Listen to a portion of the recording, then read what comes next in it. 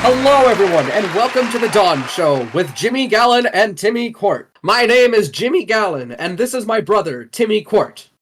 Hello, I am Timmy Quart. I host this show as well, and I am here today to talk on the show that I also host as well. So, Timmy, how do you feel after buying a crappy game from Kmart? Well, Jimmy, I feel incredibly disappointed in the game I bought because there were so many microtransactions and blatant corporatization that I just couldn't get away from. Do you know how that feels? Oh, I absolutely know how you feel. It's almost as bad as my wife. As a matter of fact, how did this all start, Jimmy? Well, Timmy, I absolutely do. But in order to get to that, we have to travel back in time. I agree, Jimmy. We need to go back in time to see the beginning of game monetization. Ooh. Ah.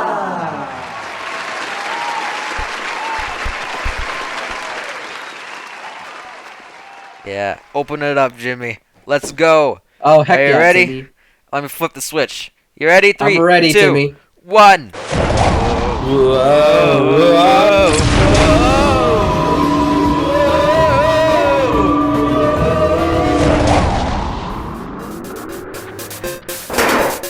Oh man, what happened to my face? It's so low poly, even Tetris blocks have more detail.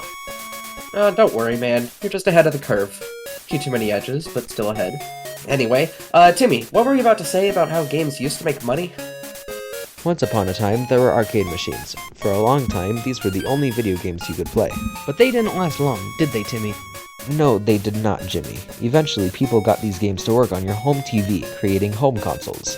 So, Jimmy, how did people sell games on these consoles? Well, that's easy. They just sold them like a book or a movie. They couldn't change the game after it was released, and they couldn't make money inside the game while it's being played, so the only option was to sell it. But why did that change? It's easy, Jimmy. Someone found a new way. This retro model of making and selling video games worked great at the time, but as technology evolved, so did their business practices. Eventually, technology advanced enough to allow for microtransactions. But before we can get to that, we have to travel back to the future.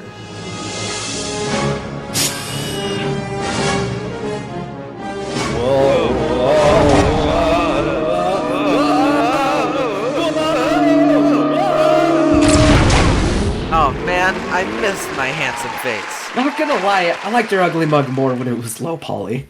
So Jimmy, why did games stop functioning like the old ways? Well, Timmy, once new monetization strategies came out, the old ways were pretty much redundant. Just like Kimmy Cup? We don't talk about Kimmy Cup. So, Jimmy, what's a microtransaction? Well, Timmy, a microtransaction is a form of in-game purchases. You give the game creators money, and you get something inside the game. Not bad in concept, but if mishandled, it can wreak havoc on a game. Of course, this is especially bad in mobile games. Those turn what should be a $5 game into money-making wastelands. Candy Crush is a great example. You can only play so much until you either stop playing or pay them extra cash. Plus, sometimes they can make a game so impossible to beat that you must pay to win it. This is especially bad in multiplayer games because some players just end up too OP. Right, Jimmy? I get it. On top of that, microtransactions can encourage publishers to release games early because they'll make money as long as it has microtransactions. They're basically sending us unfinished games and then asking for more money. Plus, they're sometimes super overpriced.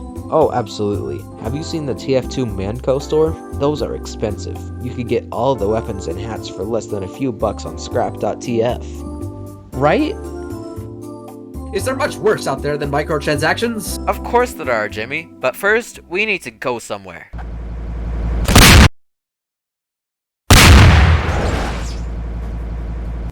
That was a good drive. This place is very fancy. Yeah, it is. Too bad they can't spell, though. Oh yeah, you're right. That sucks. So, Jimmy, why did you bring us to this casino? Well, Timmy, the best way for games to make money is through gambling. There's a bunch of different ways that games and even communities can include gambling.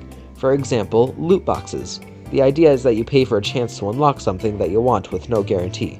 This triggers gambling psychology as some players might spend tons of money that should have just been given to them when they paid. This sucks in games like Genshin Impact, which tie entire characters behind these mechanics, as some players are very attached to certain characters and will stop at nothing to get them. Of course, but loot boxes is just the beginning. There's esport betting for one, which is when you bet on who will win an esport game. And then on top of that, there's daily fantasy sports, whatever those are, and live stream gambling where people will go on Twitch in order to stream themselves gambling online. And then sitting in this big pit of despair is battle passes. Of course, how could I forget? Battle passes are a solution to player retention by making it so that the more people play a game, the more rewards they get. Playing the game rewards them with XP, and when they hit milestones, they unlock something nice.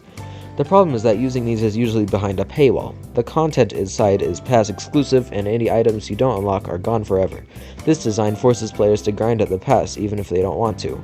Overwatch 2 is a big offender of this, since it has an optional free battle pass, but one of the new heroes exclusive to the game is far into the free pass, while it's right at the beginning of the paid one, so there's no point in using the free pass. See, this is why I have respect for Deep Rock Galactic's Battle Pass. The rewards are almost exclusively cosmetic, and all missed items are simply put into the normal cosmetic unlocks, so nothing is ever lost.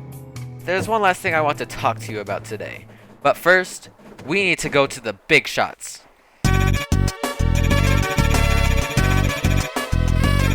Go home, Spampton.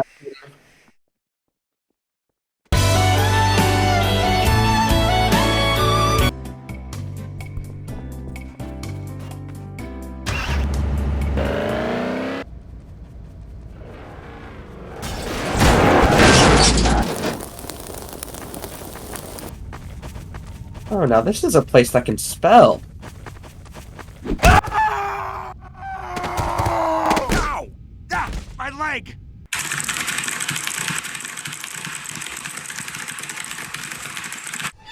Maximizing profit in game releases is an art. Embrace the early access then launch quickly, even if your game resembles a virtual construction site. Remember, perfection is overrated, just get it out there.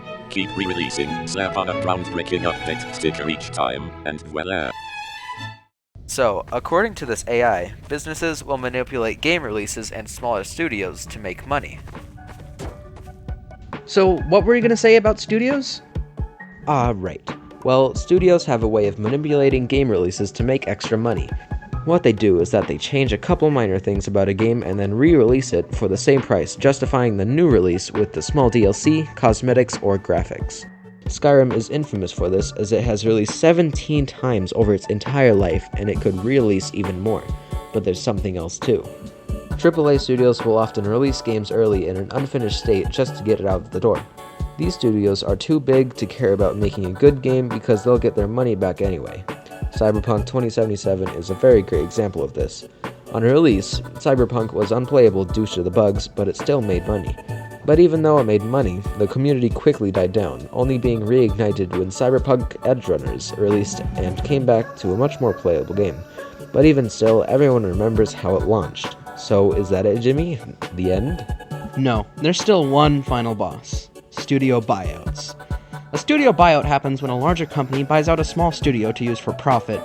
Most studios that are bought out soon close afterwards after having been run into the ground, and all employees will either join the larger company or go jobless. We see this with EA all the time, who has an impressive 14 studios that it has destroyed. Out of any video game company practice, this is by far the worst. Wow, that's intense. Yeah, but that's it, the final talking point. Well, it's been fun, but it's time to end the video. In order to do that, well, I've gotten this special machine. Ugh. This machine will take us to the beginning of time. You ready, Timmy? Yes, absolutely. Alright, here we go.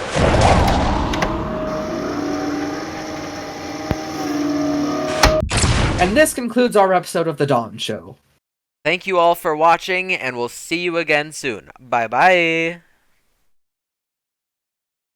Who the flipperdoodle are you guys?